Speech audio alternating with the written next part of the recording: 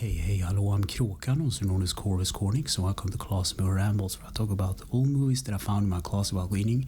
This week's movie is Fear Loathing in Las Vegas, and it's about 1 hour and 53 minutes long, and it starts with a weird opening, then cutting to two guys while driving high in the middle of the desert down a highway, and these are the two main characters, Duke and Gonzo, and Gonzo is technically Duke's lawyer, so they're high on drugs, and their whole trunk is full of all kinds of substances, and this movie is brilliant and weird. So Duke is, driving the car, flapping around with his fly swatter because he believes there are bats around him and stuff. It's kind of funny. And then they pick up a hitchhiker, and then there's a flashback to where they were actually going to Vegas in the first place. So they're supposed to get a car, and things go wrong, and then cutting back to the trip where the hitchhiker has been basically Duke has been holding him this whole time, and he's sweating and stuff, and once he gets the chance to run, he runs away in terror.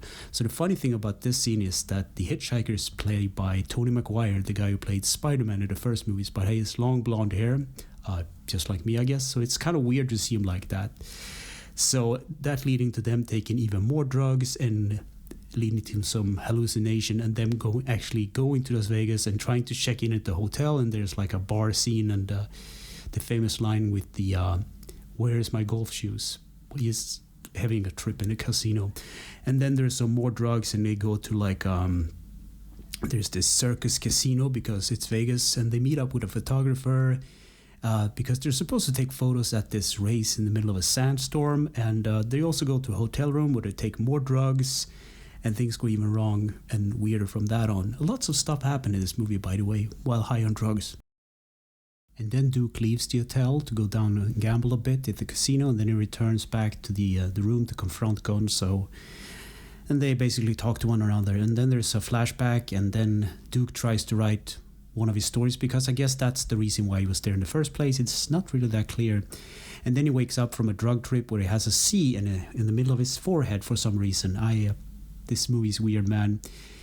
And then Gonzo is obviously left, and Duke tries to leave, go back to Los Angeles, but he tries to outrun a cop in the middle of the desert on the way back, and the cops actually stop him. The funny thing about this scene is that his trunk is full of the things he stole from the hotel, like towels and all kinds of stuff, and even the drugs that he has for the remainder of the trip. And the cop lets him go if he gives him a kiss, which is super weird. I don't know why.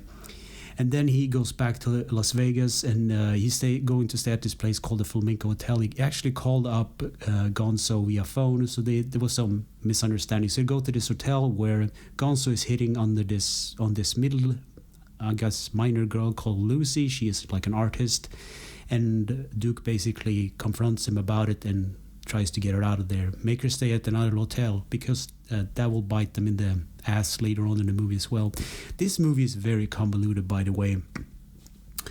And then Gonzo and Duke attends this anti-drug rally, which is kind of funny, leading to some stereotypes and whatnot about people actually doing drugs. And there's some brilliant acting in this scene. And they can't stand it, so they leave the room and they go back, and they go on a really bad drug trip. And there's some more flashbacks.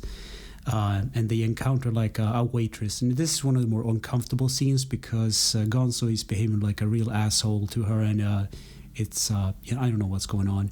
And the next day they try to get to the airport, and there's a couple of things that I missed between it, but so much in this movie is happening. So they run into Lucy on the way back to the airport, and it's they basically have to run from it. There's basically a repeat of the scene where Duke actually runs into the hitchhiker again, and he doesn't want to confront it because it was a bad trip to begin with.